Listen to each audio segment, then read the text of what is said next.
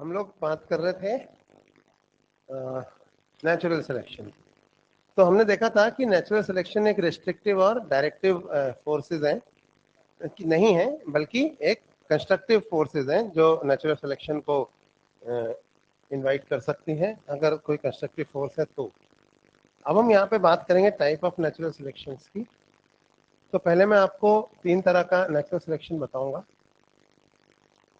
जो है stabilising selection, दूसरा है डायरेक्शनल सिलेक्शन,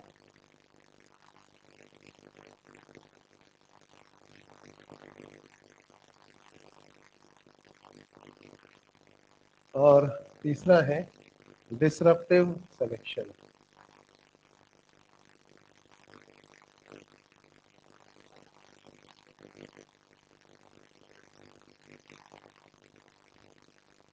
तीनों को हम एक साथ पढ़ लेते हैं।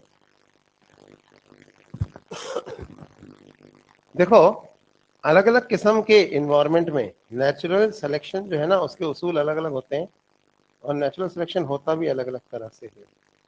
तो किस तरह के इन्वायरमेंट में कौन सा नेचुरल सिलेक्शन है वो हम यहाँ पे देख रहे हैं।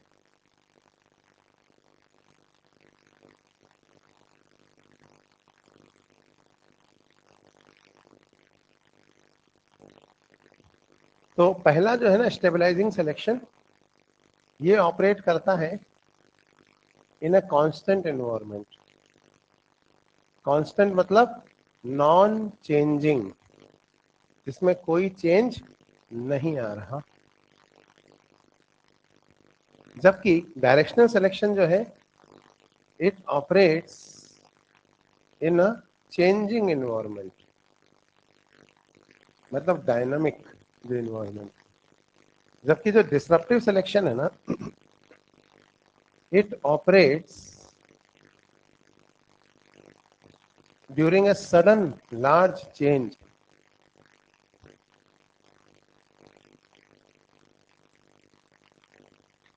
Sudden large change occurs. जैसे कि नेचुरल कैलेमिटी, ऐसा कोई बहुत बड़ा चेंज अगर if takes place, then disruptive selection actually operates. Now in the case of stabilizing selection, पहले मैं लिख रहा हूं फिर समझाऊंगा। The average phenotype is more adaptable.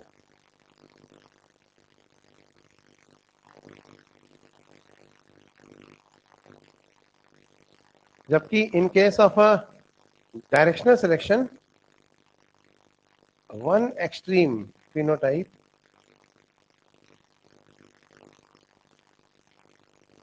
is more adaptable than other.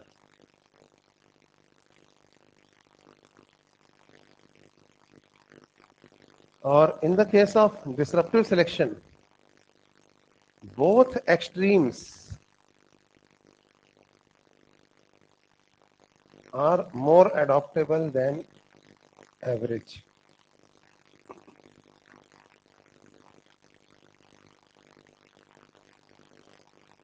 इसका क्या मतलब है? तो इसको समझने के लिए हम लोग एक एग्जांपल लेते हैं। पहले स्टेबलाइजिंग सिलेक्शन में एक लास्ट चीज और लिख लें, फिर लेते हैं। यहाँ पे ना बेल शेप कर्व बनता है,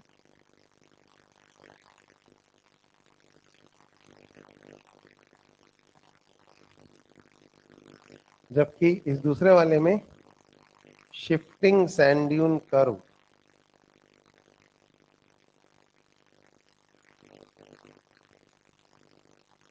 बनता है, और तीसरे वाले में टू पीक कर्व दिखाई देता है।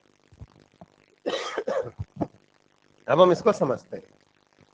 देखो, जैसे ना, जब सब कुछ ठीक चल रहा है, सब कुछ कांस्टेंट चल रहा है, कोई चेंज नहीं आया है किसी भी तरीके का इन्वायरमेंट में, तो जो एवरेज फिनोटाइप है ना, वो ज्यादा एडॉप्टेबल होता है। आप कहेंगे इसका मतलब क्या है? तो मैं यहाँ पे एक ग्राफ बना रहा हूँ। सपोज मैंने यहाँ पे 3 ग्राफ लिए।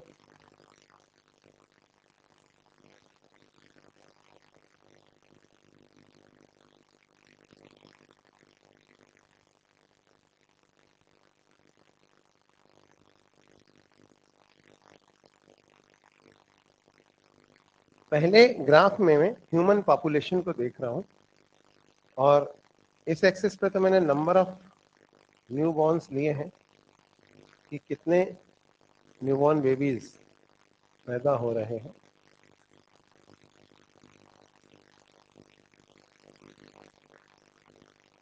और इस एक्सिस पे मैंने लिया है बर्थ वेट किलोग्राम्स में। तो आपको पता है कि आजकल जो बच्चे पैदा हो रहे हैं जनरली कितने किलो के होते हैं? 2 किलो के, सॉरी 3 किलो के, है ना।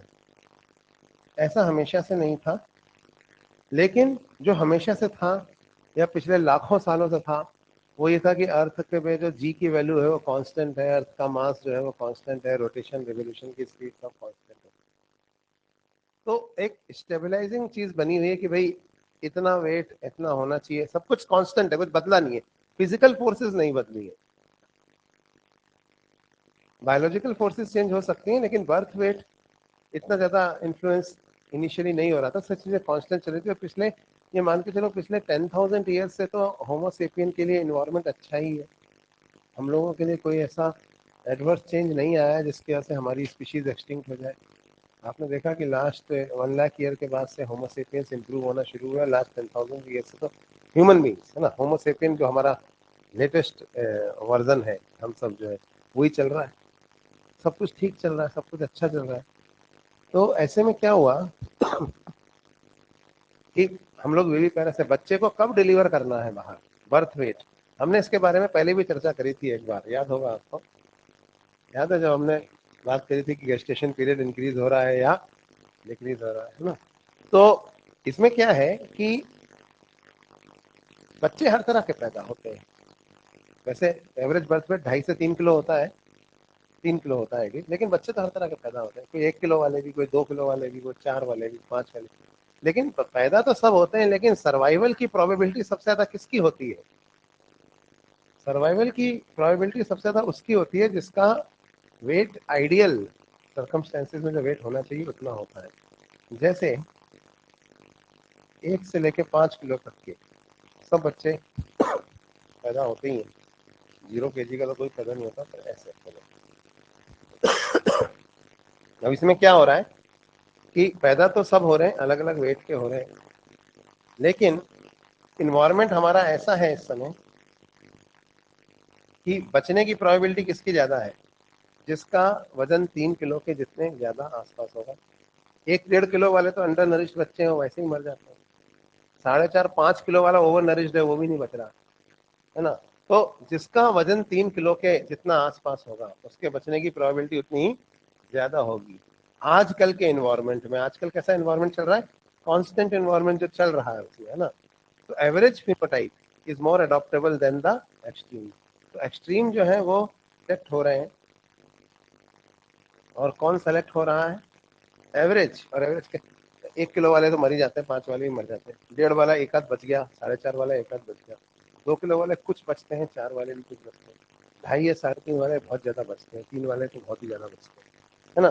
तो इन्फेंट मोर्टेलिटी रेट भी जो है इनका ज्यादा है एक्सट्रीम से। आप एवरेज के जितना दूर हो आपके रिजेक्ट होने की प्रोबेबिलिटी उतनी ही ज्यादा है।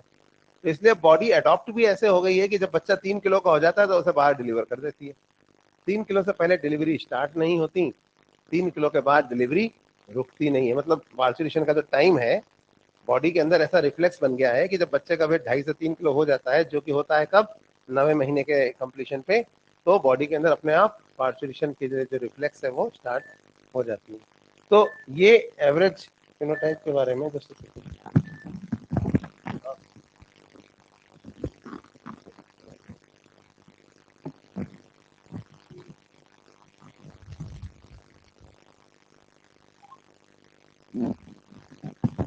तो यहाँ पे 3 किलो के बाद मतलब रुकता नहीं है, डिलीवरी हो ही जाती है। तो हमारा गेस्टेशन पीरियड भी ऐसे सेट हो गया है, अडॉप्ट हो गया है कि बच्चा जब 3 किलो के आसपास का होता है तो डिलीवरी की प्रोसेस शुरू हो जाती है। लेकिन बच्चा जब तक 2.5-3 किलो का वेट नहीं अचीव करता है तब तक डिलीवरी की प्रोसेस स्टार्ट नहीं होती है। तो एवरेज जो है सेलेक्ट हो रहे हैं और एक्सट्रीम रिजेक्ट हो रहे हैं, तो इसलिए आजकल पैदा भी कम होते हैं बच्चे ज्यादा, जब उनका वजन कितना होने लगता है 3 किलो के आसपास। तो इसलिए ये तो रिजेक्ट हो रहे हैं और ये ना बीच वाला जो है वो पड़ रहा है। तो ये जो कर्व है वो ऐसे जा रहा है।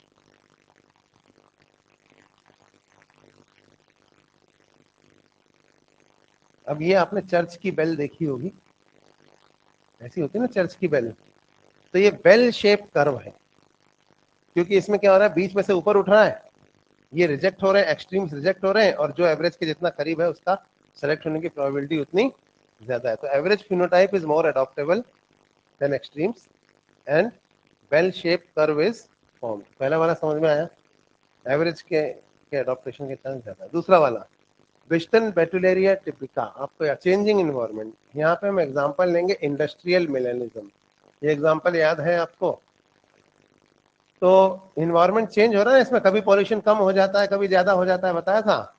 तो लिम्पलेट्स जो होते हैं मॉथ्स, अब वो मॉथ्स ना दो कलर के होते हैं, ब्लैक और व्हाइट। तो नंबर ऑफ मॉथ्स अगर अपन देखें तो इस एक्सेस पे नंबर ऑफ मॉथ्स लिए हैं मैंने, और यहाँ पे हमने दो कलर लिए हैं,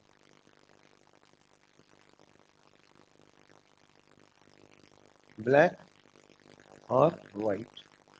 अब क्या होता है कि पैदा तो दोनों बराबर ही होते हैं, जितने ब्लैक पैदा होते हैं उतने ही व्हाइट पैदा होते हैं, तो पैदा तो दोनों बराबर हो रहे हैं। लेकिन पुराने इंग्लैंड में क्या था, पुराने इंग्लैंड में पॉल्यूशन नहीं था, होता ना आपको, जब पॉल्यूशन नहीं था तो लाइकेंस ग्रो करते थे तो पेड़ की टहनियां सफेद हो जाती थी, तो सफेद वालों का शिकार नहीं होता था, और चिड़िया किसको ज्यादा खाती थी, ब्लैक वालों को जो चिड़िया थी वो ज्यादा खाती थी। इसलिए ये जो कर्व था वो किधर शिफ्टेड था, व्हाइट वालों की तरफ। यानी पैदा तो बराबर होते थे, लेकिन जब भी हम ढूंढने जाते थे तो हमें ज्यादा कौन मिलते थे, ये व्हाइट वाले, मिड लाइन से, है ना। बाद में क्या हुआ, पॉल्यूशन आया तो पेड़ की टहनियां काली हो गई, तो फिर काले वाले बचने लगे और सफेद वाले जो है वो ज्यादा शिकार होने लग गए। तो जो सफेद वाले मरते थे उनके रिसोर्सेज पे किसने कब्जा कर लिया, काले वालों ने। तो ये कर्व किधर शिफ्ट हो गया, अपोजिट साइड में, इस तरफ।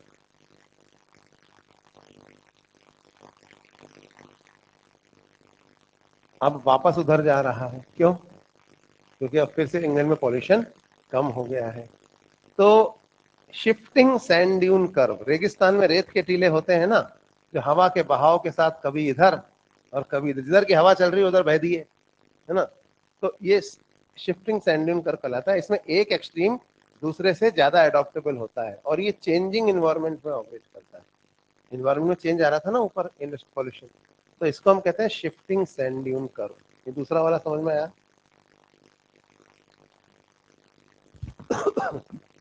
अब तीसरा, डिसरप्टिव सिलेक्शन। इसमें क्या होता है, कभी कभी ऐसे हालात बनते हैं कि एक्सट्रीम्स जो है वो ज्यादा एडॉप्टेबल होते हैं एवरेज से। जैसे लिम्पलेट्स, ये एक तरह के मॉलस्क हैं जो समुद्र में रहते थे कोरल रीफ की चट्टानों के साथ, और वो चट्टाने थी दो कलर की, ब्लैक और व्हाइट, दो कलर की चट्टाने थी। मॉलस्क वहीं रहते थे समुद्र के पानी में। अच्छा, मॉलस्क भी ओरिजिनली दो कलर के थे, ब्लैक और व्हाइट, पर क्योंकि ये आपस में सब कुछ ठीक चल रहा था और ये आपस में इंटरब्रीड कर सकते थे, तो जब ये आपस में इंटरब्रीड करते थे तो कौन सा कलर पैदा होता था, ग्रे। ग्रे के अलावा कुछ ऑफ व्हाइट भी थे और कुछ जो थे वो ऑफ ब्लैक भी थे, या लेस ब्लैक, है ना, और कुछ थे फिर जेट ब्लैक। तो बड़े सारे कलर हो गए इनके। जब ये आपस में फ्रीली इंटरब्रीड कर रहे हैं, कोई रोकने वाला ही नहीं है, तो इनफैक्ट सबसे ज्यादा कौन हो गया, सबसे ज्यादा हो गए ग्रे। क्यों हो गए ग्रे सबसे ज्यादा, क्योंकि अभी सब कुछ जब ठीक चल रहा होता है तो सबसे ज्यादा कौन हो जाते हैं, एवरेज फिनोटाइप्स, जो कि एक्सट्रीम नहीं है, ना इस एंड पे एक्सट्रीम है और ना ही उस एंड पे तो एवरेज सबसे ज्यादा हो जाती है। तो ये चल रहा था, लेकिन फिर क्या हुआ, एक दिन एक नेचुरल कैलेमिटी आई, कहीं से लिम्पलेट्स, शार्कों का एक झुंड आया जो इन लिम्पलेट्स को खाता था, तो उन्होंने इनका शिकार करना शुरू किया। तो जो काले वाले थे वो काली चट्टानों से चिपके हुए थे, जो सफेद वाले थे वो सफेद चट्टानों से चिपके हुए थे, तो ये तो बच गए। सबसे ज्यादा कौन दिखाई दिया बताओ? ग्रे, चाहे यहाँ चिपके चाहे वो वहां चिपके। तो सबसे ज्यादा शिकार किसका हुआ? ग्रे वालों का शिकार सबसे ज्यादा हुआ। उसके बाद किसका शिकार हुआ? ऑफ ब्लैक और ऑफ व्हाइट का। सबसे कम शिकार किसका हुआ? कोई भी गायब तो नहीं होता ब्लैक और व्हाइट का। तो ब्लैक और व्हाइट जो बच गए उन्होंने इनके रिसोर्सेज पर कब्जा कर लिया। किसके रिसोर्सेज पे? जो मर गए थे ग्रे वाले, उनके। ग्रे सबसे आया थे ना, और जब इन्होंने उसके रिसोर्सेज पे कब्जा कर लिया तो इनकी पॉपुलेशन फिर बढ़ गई। तो इनकी पॉपुलेशन तो बढ़ गई ब्लैक और व्हाइट की, लेकिन जो ये हाइब्रिड वाले थे या दो कलर वाले थे, ये नहीं बचे, हल्के ग्रे वाले। सबसे ज्यादा यही शिकार हुआ। तो क्या हुआ, दोनों जो एक्सट्रीम है, सडन लार्ज चेंज आया ना, नेचुरल कैलेमिटी, तो दोनों ही एक्सट्रीम जो थे वो ज्यादा एडॉप्टेबल निकले। किसके कंपैरिजन में? एवरेज की। तो इसमें क्या बना है यहाँ पे देखो आप, टू पीक कर्व दिखाई दे रहा है आपको? तो इसमें क्या किया अपन ने, स्टेबलाइजिंग सिलेक्शन में दोनों साइड से दबा दिया, तो बीच में से उठ गया। इसमें क्या किया, डायरेक्शन सिलेक्शन में इधर खिसका दिया या इधर खिसका दिया, और डिसरप्टिव सिलेक्शन में बीच में से ऐसे फाड़ दिया, दोनों को सेपरेट कर दिया। समझ में आई बात? तो ये तीन तरह का इसमें टू पीक कर्व बनेगा। दोनों पीक दिख रही है आपको बीच में। अब इसके बाद क्या है, ये ब्लैक और व्हाइट डर गए एक दूसरे से। अरे यार, हम अगर एक दूसरे से साथ क्रॉस करेंगे तो हमारे हमारे ऊपर तो बुरा असर नहीं पड़ेगा, हमारे बच्चों पर पड़ेगा, वो नहीं बचेंगे। तो ये ब्लैक वाले ब्लैक चट्टानों पर ही चिपके रहे, व्हाइट वाले जो है वो व्हाइट चट्टानों पर ही चिपके रहे, और इन्होंने आपस में इंटरब्रीड करना बंद कर दिया। तो धीरे धीरे ब्लैक वाले जो थे वो एक अलग बायोलॉजिकल स्पीशीज के फर्क पड़ गए, और व्हाइट वाले जो थे वो एक अलग बायोलॉजिकल स्पीशीज के फॉर्म में इवॉल्व हो गए, है ना। और फिर ये इतना दूर चले गए एक दूसरे से कि आपस में इंटरब्रीड भी नहीं कर पाए। बात समझ में आई? तो ये दो अलग अलग बायोलॉजिकल स्पीशीज में इवॉल्व हो गए। इसका मतलब whenever there is reproductive, sorry, whenever there is disruptive selection followed by reproductive isolation, it can also give rise to speciation। नहीं आई बात समझ में? वो आपस में इंटरब्रीड नहीं करते थे, भाग गए इधर उधर जान बचाने के लिए, जहां जिसके जो फेवरेबल था वहां। तो कॉमन ग्राउंड फॉर मेटिंग खत्म हो गया, तो धीरे धीरे ये पॉपुलेशन जो थी वापस से डिक्रीज हो गई है। यहाँ नेचुरल सिलेक्शन में एक्सट्रीम्स तो सेलेक्ट हो गए लेकिन एवरेजेस रिजेक्ट हो गए। तो इस तरह से चेंजेस आते हैं। तो ये तो हमने तीन तरह का पढ़ दिया। अब मैं एक चौथा और पढ़ूंगा, और वो है बैलेंसिंग सिलेक्शन। ये तीनों लिख लिया आपने? कुछ लिखना है तो लिख लो, फिर चौथा पढ़ेंगे।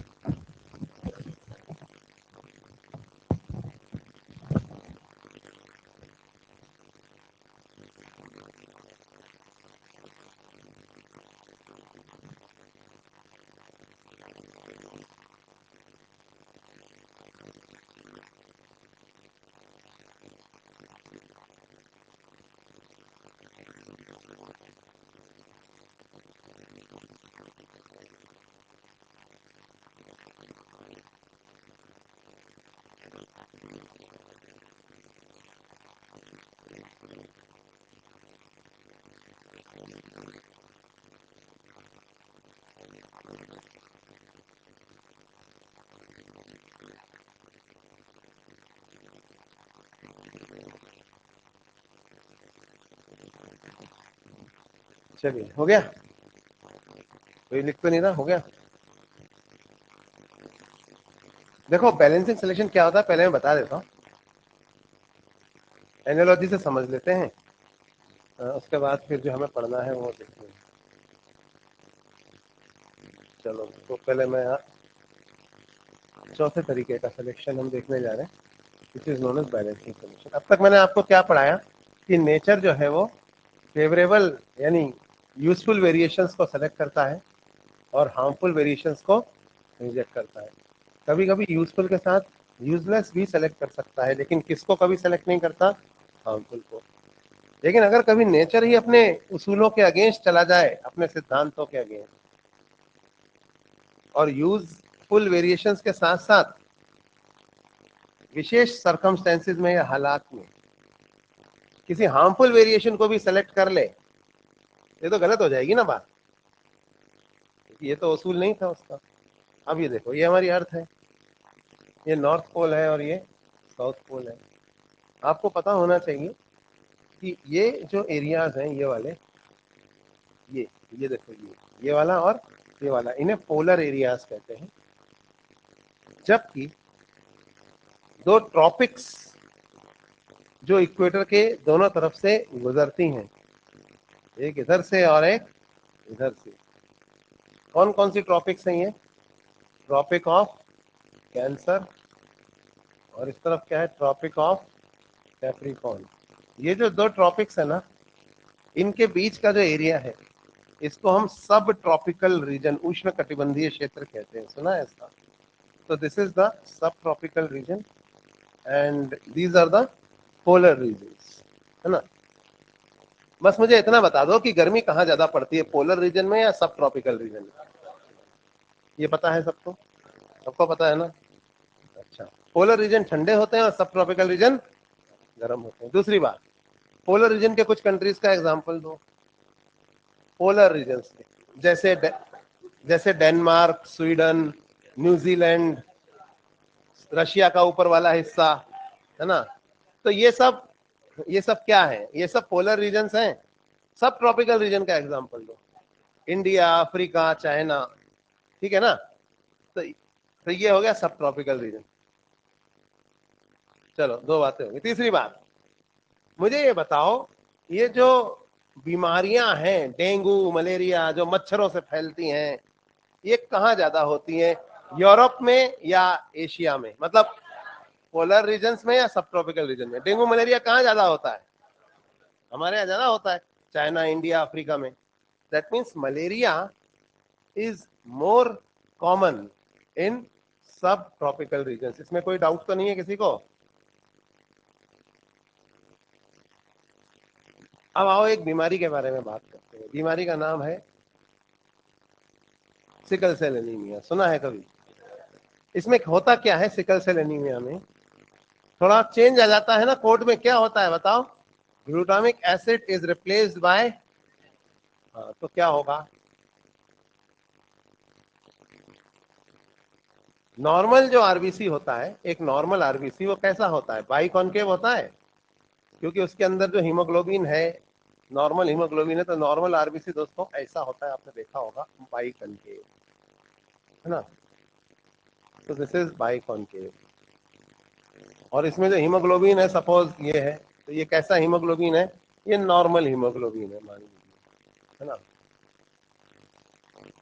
लेकिन जो सिकल सेल एनीमिया होता है, इसमें जो आरबीसी होता है वो ऐसा, ये कम्युनिस्ट पार्टी का निशान या ईद का चांद देखा है आपने, या हंसली देखिए, सिकल, वो जो कम्युनिस्ट का निशान होता है ना, तो ये सिकल की तरह हो जाता है, मतलब आरबीसी का शेप। ऐसा इसलिए क्योंकि इसमें डिफरेंट काइंड ऑफ आरबीसी है ना, जिसकी वजह से डिफरेंट काइंड ऑफ हीमोग्लोबिन है, जिसकी वजह से इसकी जो मेम्ब्रेन है उसकी स्टेबिलिटी पे भी फर्क पड़ता है, और पिचक जाता है।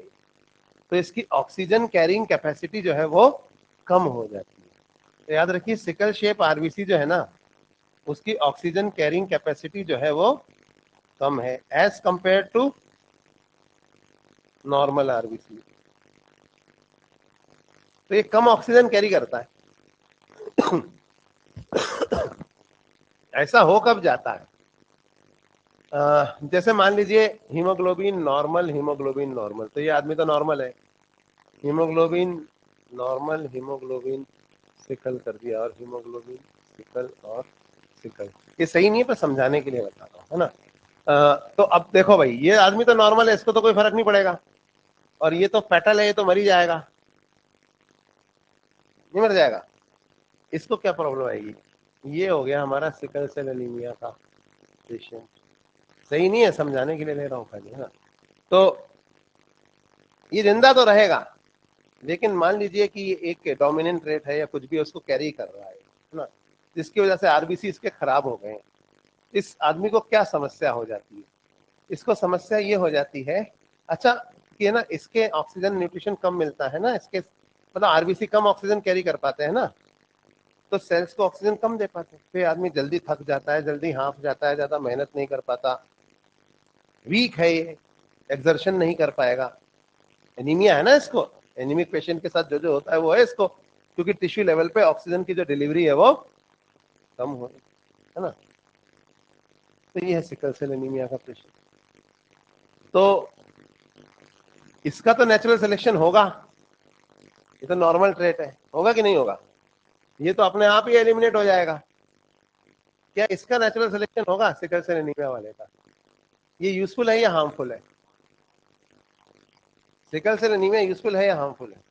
अच्छा, लेकिन एक बात है, सिकल सेल एनीमिया जिन लोगों को होता है ना, उन्हें मलेरिया आसानी से नहीं होता।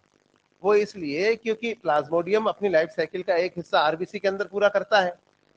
तो सिकल सेल आरबीसी जो होते हैं उनकी तो वैसे ही हालत खराब है, वो क्या सपोर्ट करेंगे प्लाज्मोडियम को? प्लाज्मोडियम मतलब मलेरिया पैरासाइट है ना।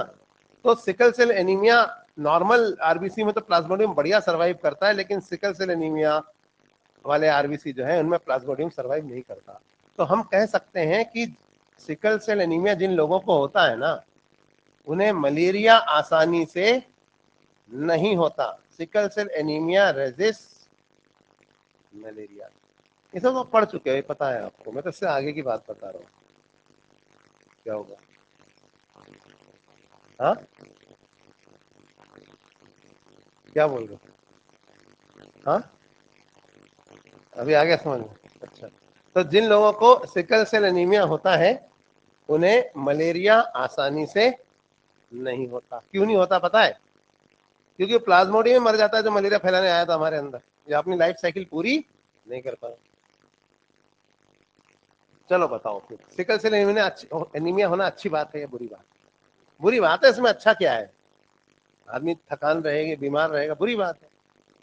तो ये जो ट्रेट है, ये हार्मफुल ट्रेट है, इसका भी नेचुरल सिलेक्शन नहीं होना चाहिए। जैसे इसका नहीं होता, इसका भी नहीं होना चाहिए, नहीं होता। अच्छा, मलेरिया होना अच्छी बात है या बुरी बात है? बुरी बात, दोनों बुरी बात है ना। तो ज्यादा बुरी बात क्या है? कितने लोग कहते हैं कि मलेरिया होना ज्यादा बुरी बात है? हाँ तो डाओ। कितने लोग कहते हैं सिकल सेल एनीमिया होना बुरी बात है, ज्यादा बुरी बात है? बुरी बात तो दोनों है, लेकिन ज्यादा बुरी बात है मलेरिया होना। मलेरिया में आदमी मर जाता है, सिकल सेल एनीमिया में मरता थोड़ी है। हाँ, कैसे बच जाता है? मत दो उसको दवाइयां, मर जाएगा। पुराने जमाने में दवाइयां थोड़ी होती थी, जब नेचुरल सिलेक्शन होता था तब थोड़ी क्लोरोक्विन बन गई थी या क्विनीन बन गई थी। ऐसे मलेरिया जो है जानलेवा बीमारी है, जबकि सिकल सेल एनीमिया ऐसे तो सिकल सेल एनीमिया में बच जाएगा, ऑक्सीजन के सिलेंडर लगा दो उसको, क्या दिक्कत? देखो दोनों खतरनाक हैं, लेकिन सिकल सेल एनीमिया में ज्यादा क्या हो जाएगा? थकान रहेगी, हाँफेगा, काम नहीं कर पाए, पड़ा तो रहेगा एक जगह। मलेरिया में तो मर ही जाएगा वो। तो मलेरिया ज्यादा खतरनाक है, समझ में आ रही बात? दोनों बुरी बातें हैं, लेकिन ज्यादा बुरी बात क्या है? मलेरिया, है ना। तो सिकल सेल एनीमिया भी खराब है, मलेरिया भी खराब है, दोनों हार्मफुल चीजें हैं। क्या हार्मफुल चीजों का नेचुरल सिलेक्शन होना चाहिए? नहीं, है ना। या हार्मफुल चीजों से हमें लड़ना चाहिए बॉडी सर्वाइवल के लिए करीब। दोनों बुरी बात है, लेकिन ज्यादा बुरी बात क्या है? मलेरिया। पर सिकल सेल एनीमिया अच्छी बात है या बुरी बात है? बुरी बात है। अच्छी बात क्या है? बुरी बात है ना। तो क्या इसका नेचुरल सिलेक्शन होना चाहिए? अब मुझे एक बात बताओ, सिकल सेल एनीमिया के पेशेंट कहां ज्यादा मिलेंगे? ट्रॉपिक्स के अंदर या sickle cell anaemia resist malaria?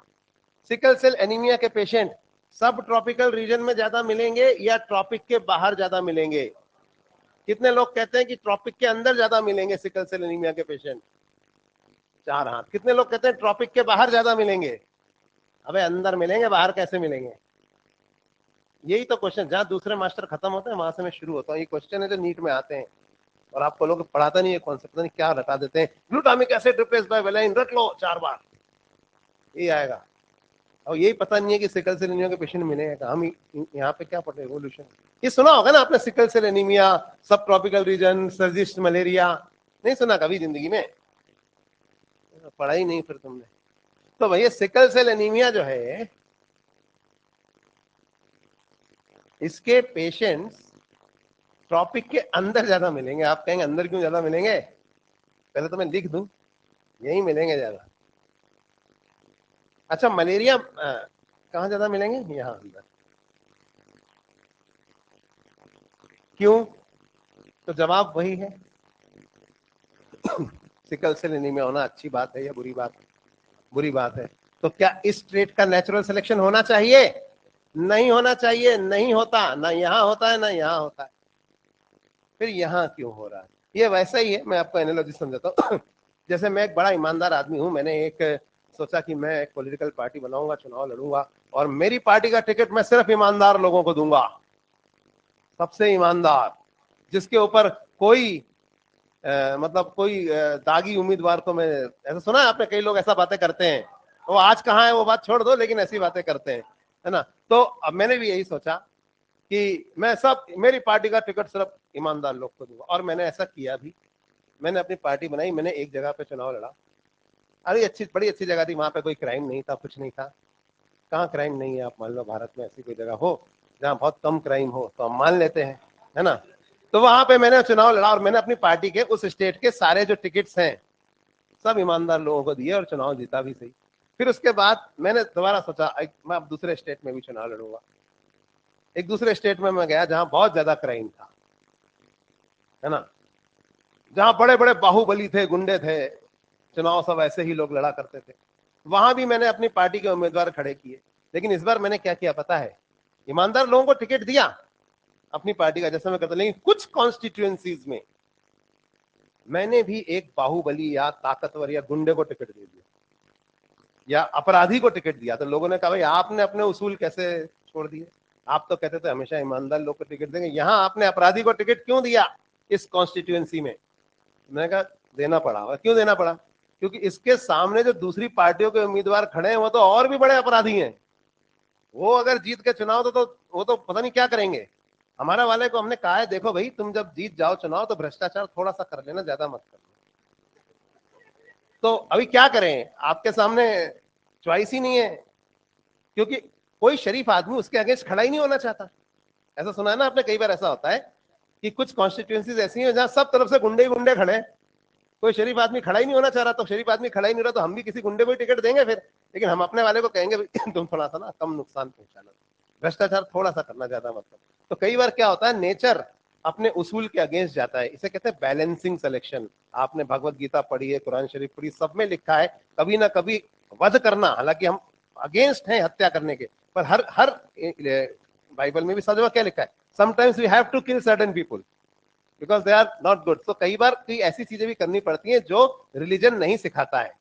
तो ऐसा ही होता है, हम लोग को भी कई बार कई गलत चीजें, अश्वत्थामा हत सुना आपने? नहीं सुना? झूठ बोलना पड़ा, है ना। तो हर रिलीजन में ये बातें हैं, और वही बात यही लागू होती है। कई बार बैलेंस बनाए रखने के लिए षट शठेम समाचरे, नीच के साथ तो नीचता का व्यवहार करना ही पड़ेगा। तो वैसे ही हम लोग कई बार हार्मफुल वेरिएशंस को भी सेलेक्ट कर लेते हैं। देखो यहाँ नहीं किया, यहाँ नहीं किया, नहीं बात समझ। क्यों टिकट दिया मैंने उसको वहां? क्योंकि वही लड़ सकता था उससे, और कोई। अभी समझ में आया नहीं आया? सिकल सेल एनीमिया होना अच्छी बात है या बुरी बात है? बुरी बात है। क्या इसका नेचुरल सिलेक्शन होना चाहिए? नहीं होना चाहिए, नहीं हुआ। यहाँ से भी उड़ गया, यहाँ से भी उड़ गया। लेकिन यहाँ हालात खराब हैं, क्योंकि एक उससे भी बड़ी बुराई यहाँ पे फैली हुई है, जिसे कहा जाता है मलेरिया।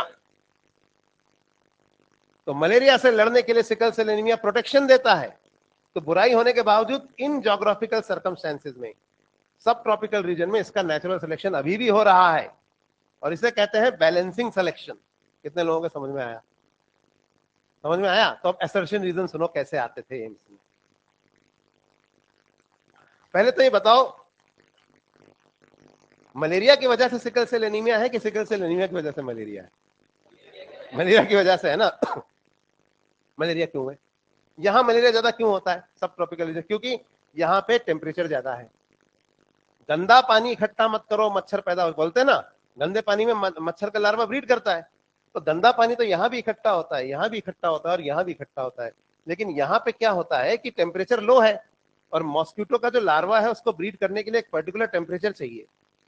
अगर टेम्परेचर उससे ज्यादा लो होगा तो मॉस्किटो, मछली अंडा दे भी देगी तो लार्वा ब्रीड नहीं, मतलब लार्वा जो है वो हैच नहीं हो पाएगा। समझ में आ रही बात? तो गंदा पानी यहाँ भी इकट्ठा होता है, लेकिन मच्छर सर्वाइव नहीं करते। आपने देखा नहीं, जब जोर की ठंड पड़ती है तो मच्छर अपने आप ही कम हो जाते हैं, जब भयंकर ठंड पड़ेगी तो मच्छर बहुत कम हो जाएंगे। देखा आपने? देखा? तो क्योंकि इसलिए है ना, यूरोप में मतलब ये पोलर रीजन्स में मलेरिया डेंगू ये सब नहीं होता। क्यों नहीं होता? क्योंकि यहाँ टेम्परेचर जो है वो थोड़ा कम है। यहाँ पे टेम्परेचर ज्यादा है, आइडियल टेम्परेचर होता है यहाँ पे मच्छर ब्रीड करने का। तो उस टेम्परेचर में जो गंदा पानी कहीं भी इकट्ठा होता है तो उसमें लार्वा में खूब मच्छर पैदा होते हैं, मतलब खूब अंडे देते हैं यहाँ पे, है ना। इसलिए इसलिए यहाँ मलेरिया ज्यादा कॉमन है। कहाँ? सब ट्रॉपिकल रीजन। लेकिन सिकल सेल एनीमिया तो एक ऐसा ट्रेट है जो गायब हो जाना चाहिए था। जिन जिन को था वो लोग सब मर जाए, और जब वो मर जाए तो उनके साथ बीमारी भी मर जाए। लेकिन ये गायब नहीं हुआ अभी तक इंसानियत से। क्यों? क्योंकि एक बुराई होने के बावजूद इसका यहाँ और यहाँ रिजेक्शन हो चुका है, पर यहाँ अभी भी इसका सिलेक्शन हो रहा है, क्योंकि ये एक ज्यादा बड़ी बुराई से लड़ने में हमारी मदद कर रहा है ना। तो असर्शन है। तो व्हाट इज, पहले तो ये बताओ बैलेंसिंग सिलेक्शन की डेफिनेशन सुनो, पहले सुन लो। Generally nature selects useful variations and rejects harmful variations. Sometimes nature selects useless variations also along with useful variations. But if in special biogeographical circumstances, nature selects a few harmful variations also, a harmful variation also, along with the useful variations, to counter the effect of a more harmful situation. This is known as balancing selection. जब एक बुराई का भी चयन हो जाए एक ज्यादा बड़ी बुराई से लड़ने के लिए, तो इसे क्या कहा जाता है? Balancing selection. समझ गए बात को? तो दिस इज बैलेंसिंग सिलेक्शन। अब मुझे बताओ, असर्शन में है in subtropical regions malaria is more common, और रीजन है in subtropical regions sickle cell anaemia is more common. तो आंसर क्या आएगा? ए, बी, सी या D?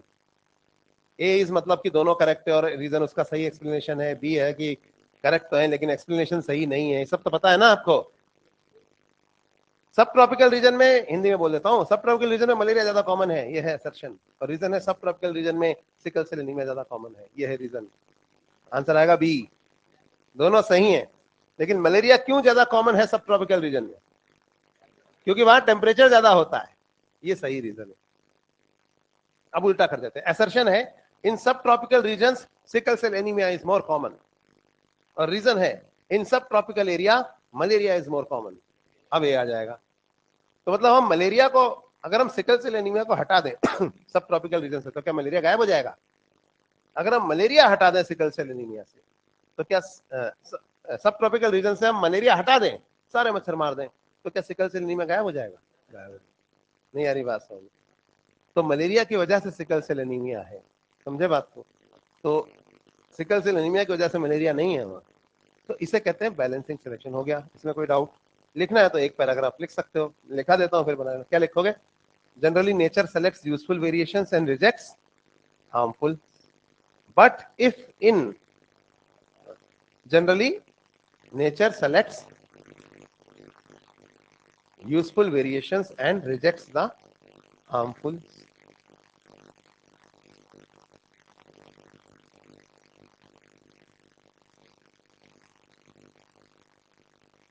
Harmful ones. But if in special biogeographical circumstances, but if in special biogeographical circumstances,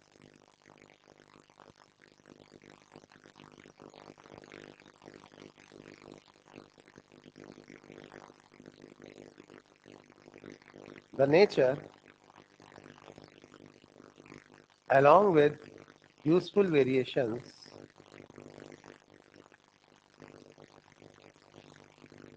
selects a harmful variation also.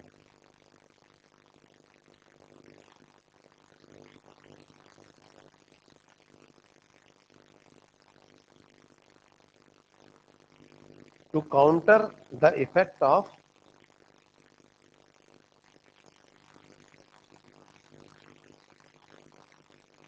a more harmful situation.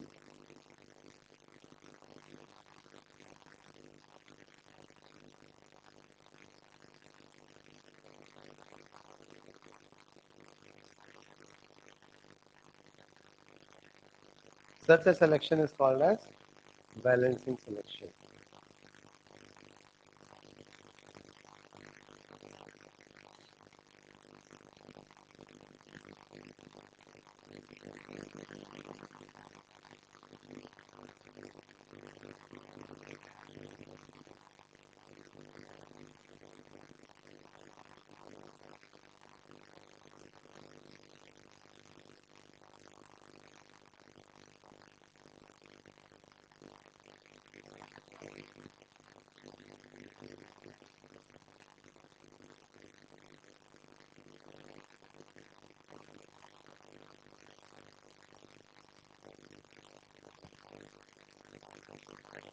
तो हमने 2 steps पढ़ लिए हैं।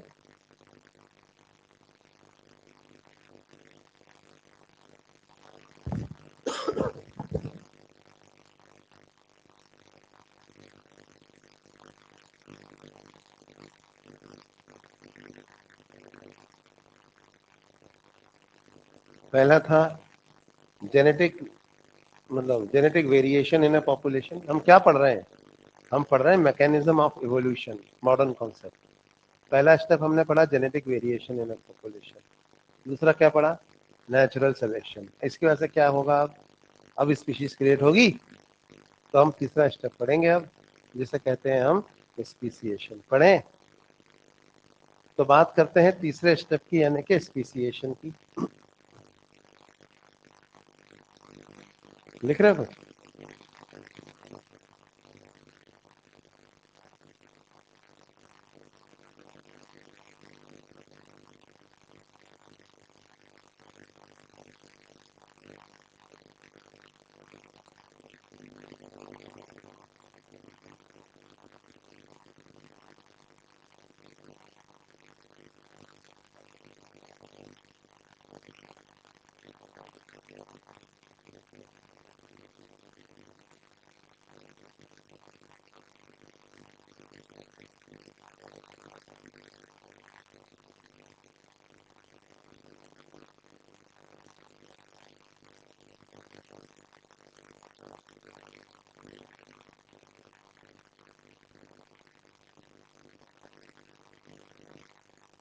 चलो तीसरे स्टेप पे आते हैं, विच इज स्पीसिएशन।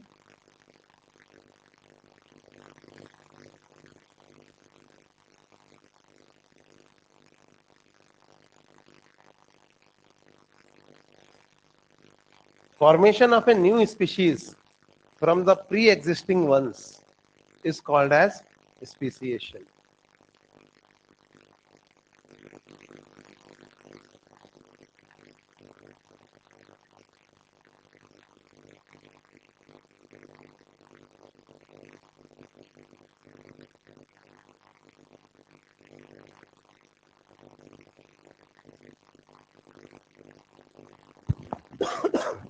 अब ये स्पीसिएशन जो होता है वो 3 तरीके से होता है। मैं आपको तीनों तरीके का स्पीसिएशन यहाँ पहले लिख देता हूं, उसके बाद जो है मैं तीनों को समझा दूंगा। 3 तरीके का स्पीसिएशन है। पहला होता है मल्टीप्लिकेटिव,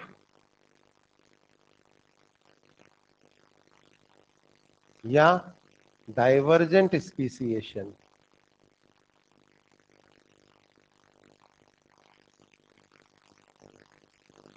इसको हम क्लैडोजेनेसिस भी कहते हैं।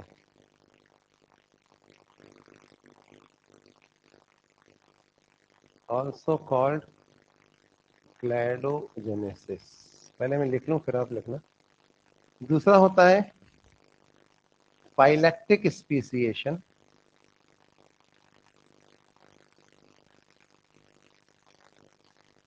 जिसे हम एनाजेनेसिस भी कहते हैं। और तीसरा होता है speciation bye fusion.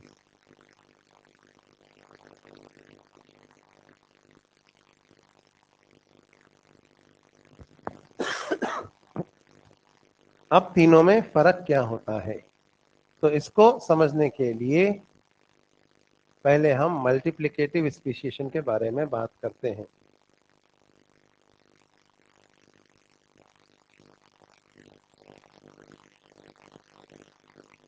when the parent species branches off to form a new species and itself also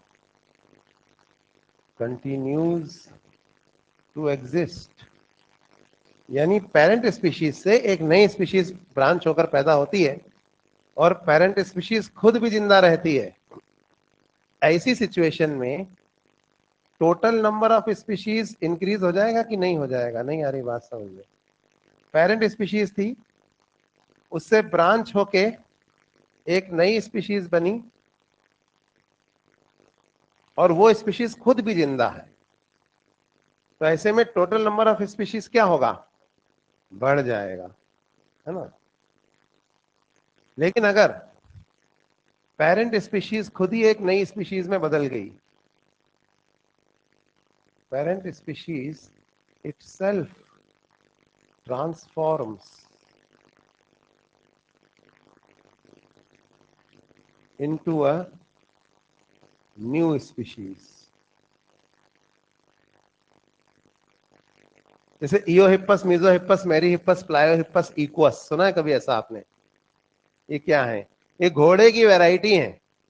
इयोहिप्पस मीजोहिप्पस में बदल गया, मीजोहिप्पस मेरीहिप्पस में, वो प्लायोहिप्पस में। अब ये सब आता नहीं है क्योंकि ये पुरानी एनसीईआरटी में था, हॉर्स का इवोल्यूशन, अब नहीं पढ़ना आपको। और आपने सुना होगा पहले घोड़ा जो था 5 उंगली वाला था, फिर 3 उंगली वाला रह गया, फिर 1 उंगली वाला, इस दौरान उसकी हाइट भी बढ़ गई, है ना।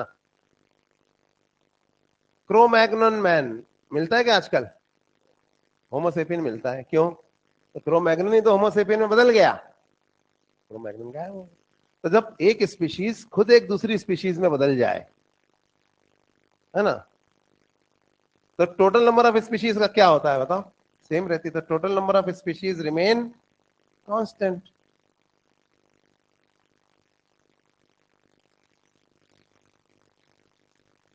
इसको हम क्या कहते हैं? एनाजेनेसिस। क्लैडोजेनेसिस समझते हो आप? क्लैडो मतलब समझते हो? ब्रांच। नहीं आई बात समझ में? तो parent species branches off to form a new species and itself also continues to exist. Anagenesis मतलब नया कुछ नहीं हो रहा है, एक स्पीशीज दूसरी स्पीशीज में बदल गई है। तो total number of species constant है, यहां पे total number of species increase हो गया था। अब तीसरा एग्जांपल देखो, स्पीशीज बाय फ्यूजन।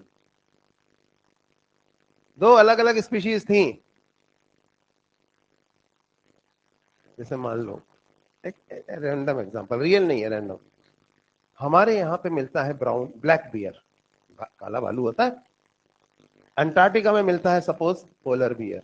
बीच में बहुत बड़ा समुद्र है ना, तो ये आपस में इंटरब्रीड नहीं कर सकते, इनके बीच में एक बैरियर है रिप्रोडक्टिव आइसोलेशन का। लेकिन अगर अंटार्कटिका तैरते तैरते आए और आकर एशिया से टकरा जाए, तो व्हाइट और ब्लैक बियर, वहां पोलर बियर व्हाइट होता है ना, दोनों आपस में इंटरब्रीड करते जाएंगे करते जाएंगे करते जाएंगे, और उसके बाद कोई चेंज ना आए तो धीरे धीरे धीरे धीरे धीरे धीरे सारे ब्राउन बियर हो जाएंगे, और व्हाइट और ब्लैक तो गायब हो जाएंगे, सब ब्राउन हो जाएंगे, जैसे हमारे यहाँ में सब हो गए, है ना। तो दो अलग अलग स्पीशीज अगर अपने बीच का रिप्रोडक्टिव आइसोलेशन का बैरियर टूट जाने के कारण साथ आ जाती हैं, तो कभी कभी आपस में जुड़कर एक नई स्पीशीज बना देती हैं और दो स्पीशीज गायब हो गई। ये समझे आप? रिप्रोडक्टिव आइसोलेशन के बहुत तरह के बैरियर है ना। सो when two different species merge together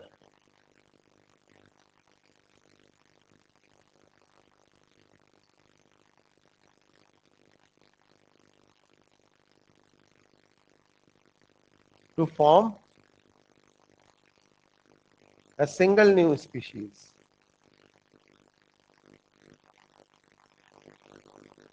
due to breakdown of a previously existing barrier of reproductive isolation। समझ में आ रही है बात? नहीं आ रही? बैरियर ऑफ रिप्रोडक्टिव आइसोलेशन आ रहा ही लिख दिया मैंने। ऐसे में टोटल नंबर ऑफ स्पीशीज का क्या हुआ बोलो? डिक्रीज हो गई। नहीं आई बात समझ में? तो इस केस में total number of species actually जो है वो डिक्रीज हो गई है।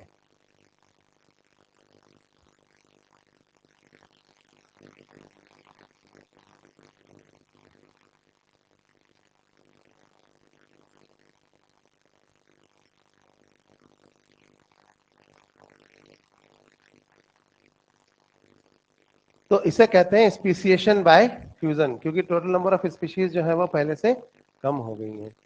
अब ये जो इस पे थोड़ा सा और रिसर्च करेंगे, मल्टीप्लिकेटिव या डाइवर्जेंट स्पीसिएशन। वेरिएशन तो इसी से आएगी ना, मतलब ज्यादा डाइवर्सिटी एक दूसरे में कन्वर्ट हो जाएगी तो टोटल डाइवर्सिटी सेम रहेगी, उससे क्या फायदा। तो ये दो तरीके से होती है भाई, जो क्लैडोजेनेसिस है यानी कि डाइवर्जेंट स्पीसिएशन, ये दो तरीके से होता है। पहला जो तरीका है इसका वो है ग्रेजुअल स्पीसिएशन,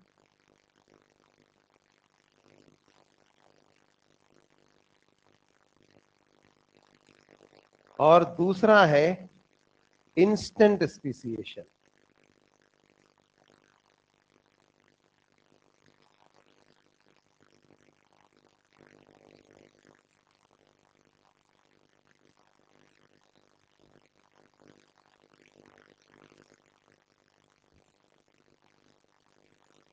तो ग्रेजुअल और इंस्टेंट स्पीसिएशन में क्या फर्क है? अगर नई species, new species arises after a span of many generations, हजारों जनरेशन के बाद एक नई स्पीशीज अराइज हुई आफ्टर न्यूमरस जनरेशंस, धीरे धीरे धीरे धीरे, तो इसे क्या कहा जाता है? Gradual species. लेकिन अगर नई स्पीशीज एक ही जनरेशन के बाद अराइज हो जाए, new species appear after a single generation, जैसे हाइब्रिडाइजेशन, गधा घोड़ा क्रॉस किया, अगली ही पीढ़ी में क्या बन गया? खच्चर। एक ही जनरेशन में आ गई ना नई स्पीशीज। तो new species arise appear after a single generation, तो इसको हम क्या कहते हैं? Instant speciation. तो इंस्टेंट स्पीसिएशन का एग्जांपल क्या है बोलो? हाइब्रिडाइजेशन। अरे समझ में आ रहा है कि नहीं आ रहा है? जबकि ग्रेजुअल स्पीसिएशन, अच्छा दोनों में ज्यादा स्टेबल स्पीशीज कैसे बनेगी, ग्रेजुअल से या इंस्टेंट से? ग्रेजुअल से, क्योंकि इंस्टेंट वाली तो वो स्टेराइल है, वो आगे वंश बढ़ा ही नहीं पा रही अपना। F1 स्टेराइल होता है, सुना नहीं सुना? जनरली फिर उसको कई जनरेशन तक आर्टिफिशियली कल्चर मीडियम पे हम प्रोड्यूस करते हैं, तब के जाके उसमें फर्टिलिटी आती है। नहीं सुना ऐसा कुछ? F1 स्टेराइल सीड में सीड डोरमेंट रह जाता है, सीड डोरमेंसी बहुत नहीं पड़ी, अभी नहीं पड़ी। एनीवेज, तो F1 हाइब्रिड, ये है ना स्टेबल स्पीशीज, कौन सी? जो धीरे धीरे ये रहेगी, है ना। अब ग्रेजुअल स्पीसिएशन भी भाइयों दो तरीके से होता है। अब ये दो तरीके कौन से हैं वो भी देख लो आप। एक होता है सिम्पैट्रिक स्पीसिएशन और दूसरा होता है एलोपैट्रिक। ये सुने हैं कभी शब्द?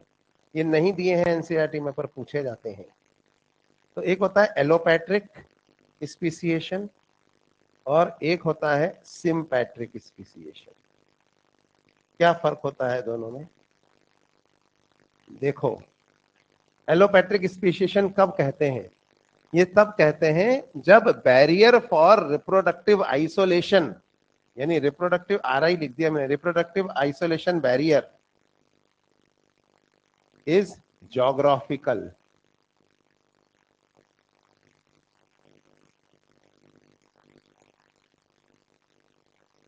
तो इसे कहा जाता है एलोपैट्रिक।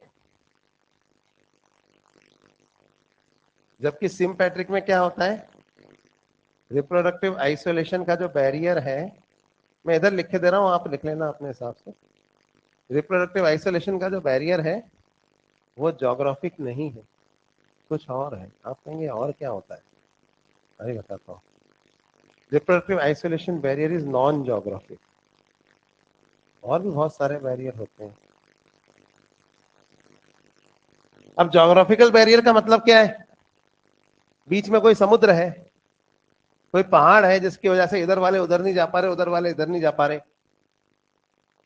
इसकी वजह से आपस में इंटरब्रीड नहीं कर रहे हैं। और जब कई सालों हजारों सालों तक ऐसा नहीं करेंगे तो दो अलग अलग स्पीशीज में बदल जाएंगे। तो इसको हम क्या बोलते हैं?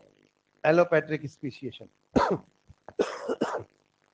पहले अपना साउथ अमेरिका हो सकता है इंडिया के साथ ही था, तो एक ही तरह के मगरमच्छ हुआ करते थे, यहाँ फिर दोनों अलग हो गए। तो हमारे यहाँ एलिगेटर है, वहां पे एलिगेटर है, हमारे यहाँ केइमन या घड़ियाल है। नहीं आ रही बात समझ में? क्रोकोडाइल है। हमारे यहाँ एक कुबड़ वाला ऊंट है, उधर दो कुबड़ वाला ऊंट है तो दोनों ऊंट, लेकिन थोड़ा सा फर्क है। अरे समझ में आ रहा नहीं आ रहा? तो क्या होता है कि जब रिप्रोडक्टिव आइसोलेशन का बैरियर ज्योग्राफिकल होता है तो एलोपैट्रिक स्पीसीएशन के थ्रू स्पीशीज बनती है। क्या ये बात समझ में आ रही है? कितने लोगों को समझ में आ रही है? आ गया बैरियर, बाद में आ गया, पहले नहीं था। सिम्पैट्रिक स्पीसीएशन क्या होता है?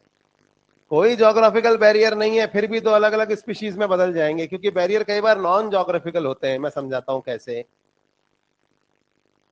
जैसे जानवरों में बात करें तो ब्रीडिंग सीजन, अभी कुत्तों की एक बहुत बड़ी पॉपुलेशन कोटा में रहती है मान लो, लेकिन उनमें से ज्यादातर का ब्रीडिंग सीजन विंटर में है और कुछ का जो है वो समर में है। अब जिनका विंटर में, विंटर वालों के साथ ब्रीड कर रहे हैं, जिनका समर में, समर वालों के साथ। 1 लाख सालों तक ऐसा करेंगे तो दो अलग अलग स्पीशीज में नहीं बदल जाएंगे? तो बैरियर नॉन ज्योग्राफिकल भी होते हैं। इंसानों की बात करें तो सोशल बैरियर है। सोशल बैरियर भी तो रिप्रोडक्टिव आइसोलेशन का बैरियर है। ज्यादा समय तक रहेंगे तो अलग स्पीशीज बन जाएंगी। जैसे मान लीजिए अपने इंडिया में दो मेन रिलीजन है, हिंदुइज्म और इस्लाम। तो हिंदूज भी रहते हैं, मुस्लिम भी रहते हैं, पर हिंदूज हिंदूज में शादी कर रहे हैं, मुस्लिम मुस्लिम में कर रहे हैं। ये तो जनरल, क्रॉस मैरिज भी होते हैं, पर इन जनरल अब ये 1 करोड़ साल तक करते रहे हैं ऐसा। तो होमोसेपियन जो है ये दो बन जाएंगे, होमोसेपियन हिंदुइज्म और इस्लामिस्ट, दो दो डिवाइड हो जाएंगे। पर ऐसा होगा नहीं, क्यों? और अभी तक क्यों नहीं हुआ? क्योंकि अभी तो रिलीजन को आए हुए 2-4 हजार 5 हजार साल से ज्यादा हुए ही नहीं। रिलीजन कोई बहुत पुरानी चीज थोड़ी है। इंसानियत पुरानी है, या फिर अर्थ कितनी पुरानी, अरबों साल पुरानी। रिलीजन तो अभी आए हैं 4-5 साल, 4-5 हजार साल पहले। नहीं, रियलिटी है, ह्यूमैनिटी 10 हजार सालों से है, और उससे पहले भी और जानवर थे कि नहीं थे। तो एक्चुअली क्या है कि अभी ये हुआ नहीं है, पर अगर हम 1 लाख सालों तक ऐसे ही एक दूसरे से दूरी बनाए रखें तो हो सकता है हम ह्यूमन ही दो अलग अलग स्पीशीज में बदल जाए। तो 1 लाख साल तक तो कौन बैठा है देखने के लिए? तो ये चीजें सोशल, लेकिन सोशल बैरियर है ये। तो एक साथ ही रह रहे हैं, पर सोशल बैरियर और होते हैं। बैरियर मैं आपको बताऊं, जैसे है ना, बंदरों में, जानवरों की बात करें तो काले मुंह के बंदर और लाल मुंह के बंदर। अब दोनों बंदर साथ में रहते हैं जंगल में, लेकिन काले मुंह के वाले काले मुंह वालों में ब्रीड कर रहे हैं, लाल मुंह वाले लाल मुंह वालों में, क्योंकि एक में मेंस्ट्रुअल साइकिल है, एक में मेंस्ट्रुअल साइकिल। तो रिप्रोडक्टिव आइसोलेशन का बैरियर जरूरी नहीं है कि ज्योग्राफिकल हो, बीच में पहाड़ या समुद्र हो तो ही वो दो स्पीशीज सेपरेट होंगी। डिवाइड करने के तो बहुत तरीके हैं, है ना? तो कई बार बैरियर्स नॉन ज्योग्राफिकल होते हैं। तो ऐसे स्पीशीएशन को क्या कहा जाता है? सिंपैट्रिक। तो दोनों में फर्क समझ में आया? एलोपैट्रिक स्पीशीएशन में बीच में कोई ऐसा बैरियर होगा जो ज्योग्राफिकली आइसोलेट कर रहा है दो स्पीशीज को, और सिंपैट्रिक में कैसा होगा? कोई और बैरियर है जो फिजियोलॉजिकल मेटाबॉलिक, या जैसे पानी में तो पता नहीं कितने जानवरों के स्पर्म तैर रहे हैं, पानी में पता नहीं कितने जानवरों के एग तैर रहे हैं, लेकिन कभी मछली के स्पर्म मेल की अंडे को क्यों नहीं फर्टिलाइज कर रहे? क्योंकि वहां पर एक गेमेटिक बैरियर है। समझ में आ रही है बात? नहीं आ रही? तो बैरियर बहुत तरीके के होते हैं। तो ये समझ में आ गया? तो हमने तीसरा पॉइंट पढ़ लिया है, स्पीसीएशन 3 तरीके का होता है, मल्टीप्लिकेटिव, या फिर बाइलेक्टिक, या फिर स्पीसीएशन बाय फ्यूजन। तो ये हो गया स्पीसीएशन। अब हम पढ़ेंगे चौथा स्टेप, ये लिख लिया हो तो हम आगे बढ़े। चौथा स्टेप पढ़ेंगे which is known as reproductive isolation.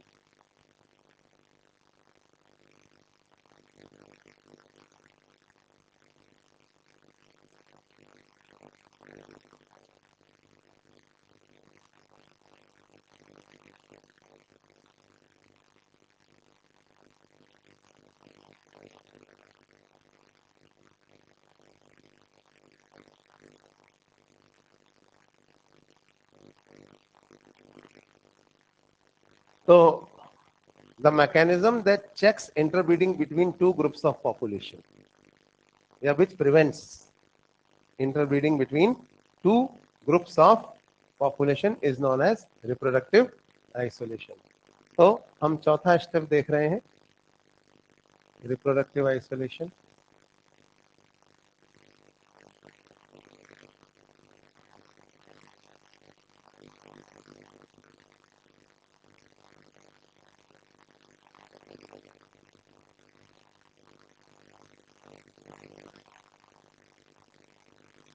The mechanism that checks या prevents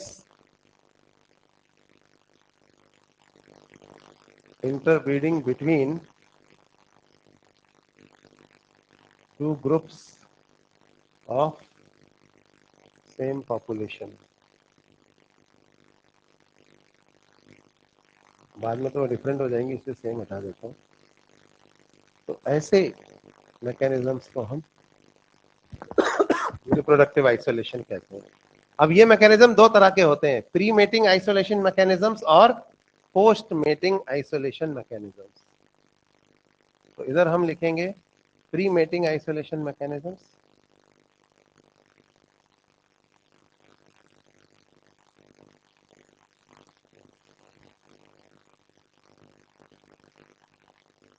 और यहां पे हम लिखेंगे पोस्ट मेटिंग आइसोलेशन मैकेनिज्म्स।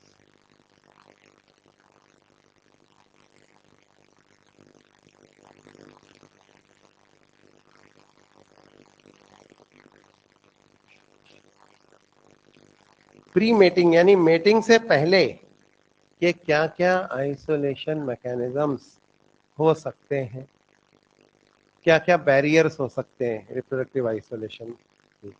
तो पहला बैरियर है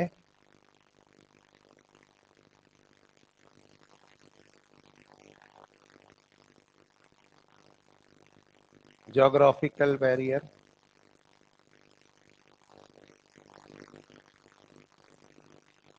दूसरा है गैमेटिक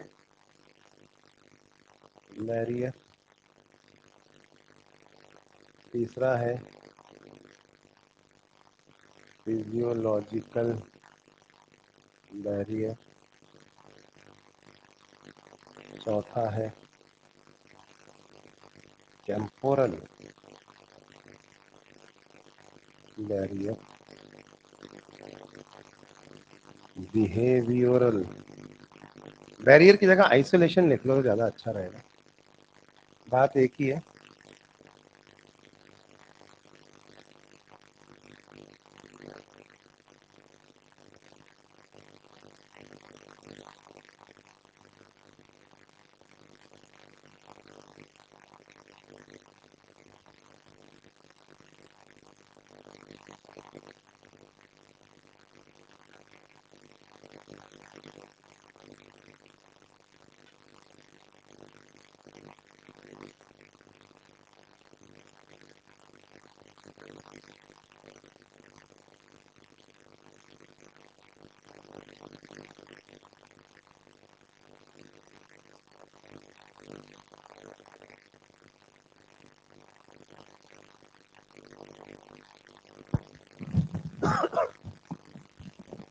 तो इनको एक एक करके समझ लेते हैं। प्री मेटिंग आइसोलेशन मैकेनिज्म जो मेटिंग होने से ही रोक रहे हैं। पहला आइसोलेशन कौन सा है?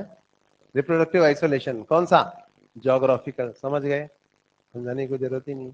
बीच में समुद्र है, पहाड़ है, जमीन में दरार आ गई, बहुत बड़ी खाई आ गई, जमीन क्रैक हो जाती है ना अर्थक्वेक के बाद। अब इधर वाले इधर नहीं जा पा रहे, उधर वाले उधर नहीं जा पा रहे, 1 लाख साल बाद दो अलग अलग स्पीशीज बन गई। तो ज्योग्राफिकल आइसोलेशन समझ गए। गैमेटिक आइसोलेशन ये भी समझ गए। फर्टिलाइजिन, एंटी फर्टिलाइजिन, पानी में पता नहीं कितने जानवरों के गैमीट हैं, लेकिन हम अगर मछली के स्पर्म्स को, मेंढकी के अंडों को फर्टिलाइज करना चाहें तो नहीं होगा। गैमेटिक। चिंपांजी के एग को हम ह्यूमन स्पर्म से फर्टिलाइज नहीं कर पाते, क्यों? क्योंकि दो अलग अलग स्पीशीज हैं। तो ये कहलाता है गैमेटिक आइसोलेशन। तीसरा है फिजियोलॉजिकल आइसोलेशन। फिजियोलॉजी अलग अलग है, जैसे एस्ट्रस साइकिल और मेंस्ट्रुअल साइकिल, इसलिए ये आपस में ब्रीड नहीं करते। एस्ट्रस साइकिल हो गई या मेंस्ट्रुअल साइकिल हो गई। टेम्पोरल आइसोलेशन है एक्चुअली एस्ट्रस साइकिल और मेंस्ट्रुअल साइकिल। तो फिजियोलॉजिकल भी है।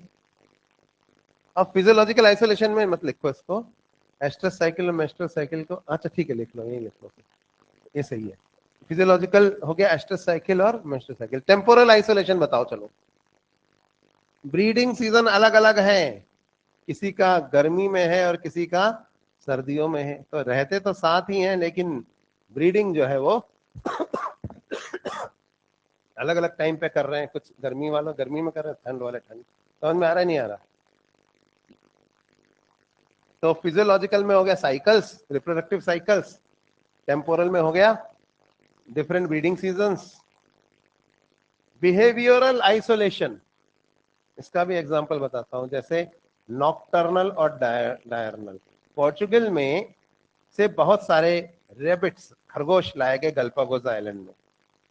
तो गल्पागोस आइलैंड में पुर्तगाल से जब बहुत सारे ये लाए गए रैबिट्स, आपको पता है रैबिट्स बहुत तेजी से मल्टीप्लाई करते हैं, तो वहां पे ना उनको बड़ा मजा आ गया उस आइलैंड में। वहां पे बहुत बढ़िया वातावरण था, तो ये बहुत तेजी से उन्होंने बच्चे पैदा करे और हजारों लाखों खरगोश हो गए। अब इतने खरगोश हो गए, इंट्रा स्पेसिफिक कॉम्पिटिशन, खाने के लिए मारा मारी, है ना। अब सारे खरगोश थे दिन में जागते थे, खाना ढूंढते थे, मारपीट करते थे आपस में, रात को सब सो जाते थे। तो आधे खरगोशों ने कहा अरे यार अपन ऐसा करते हैं, रात में जागेंगे और दिन में सोएंगे, है ना। तो आधे खरगोशों ने उल्टा काम शुरू किया कि दिन में है ना खाने के लिए बहुत मारा मारी होती है, अब तो दिन वाले सब सो जाएंगे तो अपन रात में जगेंगे और फिर रात में अपन खाना ढूंढेंगे, है ना। तो आधे खरगोश दिन में जगते थे, रात में सोते थे, और आधे रात को जगते थे और दिन में सोते थे। अब ब्रीड कब करेंगे? जब जग रहे होंगे तभी करेंगे। तो दिन वाले दिन वालों में ब्रीड करते रहे, रात वाले रात वालों में ब्रीड करते रहे, और धीरे धीरे ये दो अलग अलग बिहेवियरल स्पीशीज में बदल गए, नॉकटर्नल रैबिट्स और डायर्नल रैबिट्स। और धीरे धीरे इनमें एडॉप्टेशन फीचर्स आने लग गए। जो दिन वाले थे उनका विजन अच्छा हो गया, तो रात वालों की स्मेलिंग पावर बेटर हो गई। नहीं आ रही बात समझ में? अंधेरे में दिखेगा नहीं तो ज्यादा अच्छा। तो इस तरह से 200 साल के बाद ही ये दो अलग अलग स्पीशीज में इवॉल्व हो गए, नॉकटर्नल और डायर्नल रैबिट्स। जो आज अगर आपस में इनको बायोलॉजिकल स्पीशीज, इनको आपस में इंटरब्रीड कराओ तो कुछ पैदा ही नहीं होता, क्योंकि ये दो स्पीशीज, एक स्पीशीज दो स्पीशीज कैसे बनी, समझ में आया? बिहेवियर। इकोलॉजिकल आइसोलेशन, इकोसिस्टम अलग अलग हो गए। अब आपका इकोसिस्टम कैसे अलग? मीठे पानी की मछली और खारे पानी की मछली, इकोसिस्टम अलग अलग हुए कि नहीं हुए?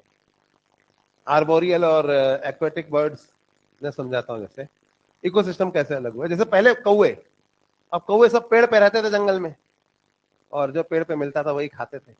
फिर इतने कौवे हो गए कि पेड़ कम पड़ गए, तो कुछ कौवों ने पेड़ छोड़ दिए, उड़कर वो झील के किनारे चले गए और वहां जाके रहने लग गए, और झील में गोता लगा के मछली पकड़ के खाने लग गए। तो थे तो सब कौवे एक एक जैसे ही, पर आधे जो थे वो पेड़ पे रहते थे और वहीं जो खाना मिलता था वो खाते थे। कुछ जो थे वो झील पे चले गए थे और वहां पे गोता लगा के मछली पकड़ के खाते थे। आना जाना था एक दूसरे के यहाँ, उड़ते हुए पेड़ वाले, बीच में कोई बैरियर नहीं, पेड़ वाले जो थे वो उड़ते हुए झील पे जा सकते हैं, झील वाले उड़ते हुए पेड़ पे आ सकते हैं। तो शुरू में इनमें इंटरमीटिंग होती भी थे, आते जाते भी थे, कहीं मिलते भी थे, कहीं मिले अगर रास्ते में। और भाई सब बढ़िया, आर्बोरियल क्रोज और एक्वेटिक थे। हाँ बढ़िया, घर में सब ठीक है, वहाँ पेड़ पे सब ठीक है? हाँ ठीक, भाभी जी अच्छी, बच्चे सब बढ़िया है। आओ कभी हवेली पे, नहीं झील पे, है ना।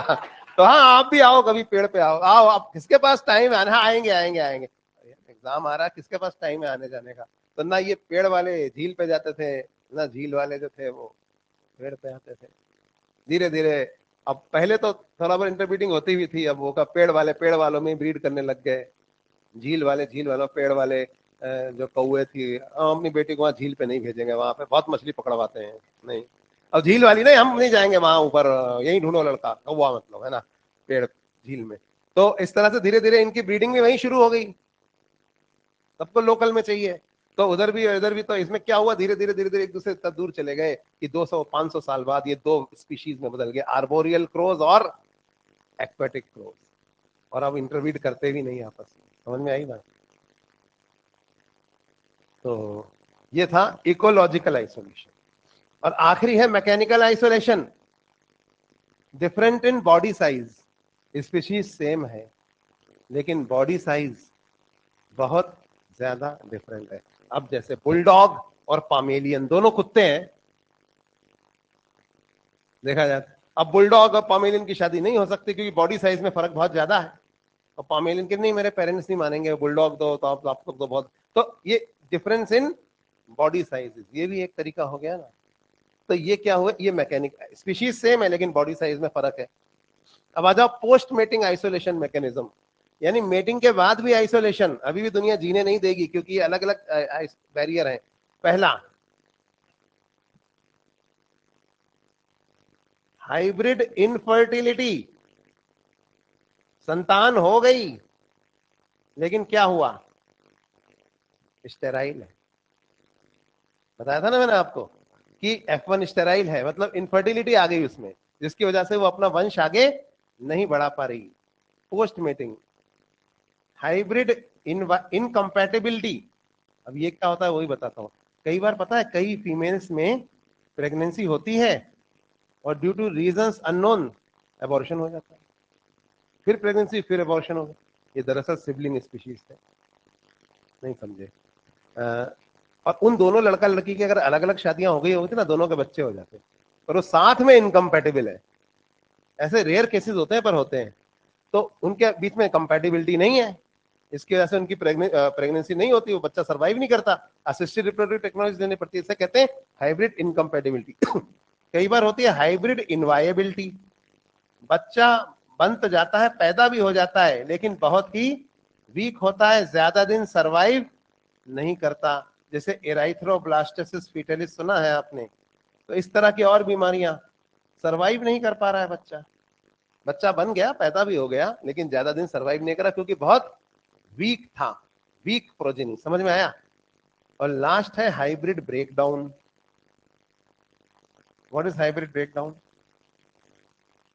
ब्रेकडाउन हो गया हाइब्रिड का, रो रहा है क्लास में, ऐसे थोड़ी। What is hybrid breakdown? Hybrid breakdown when back cross fails. अब आप कहेंगे बैक क्रॉस क्या होती है? कोई भी स्टेबल स्पीशीज अपन कब मानते हैं? जब वो जो प्रोजेनी पैदा हुई है ना, उसको वापस उल्टा क्रॉस कराएंगे किसी एक पेरेंट से, और वो सक्सेसफुल होना चाहिए। जैसे आपने लॉयन और टाइगर को क्रॉस करा के लाइगर बना दिया, अब आप लाइगर को उल्टा क्रॉस कराओ किसी लॉयन या टाइगर से, वहां भी बच्चा पैदा होना चाहिए, तो फिर लाइगर एक स्पेशल स्टेबल स्पीशीज मानी जाएगी। क्या आपके बात समझ में आ रही है?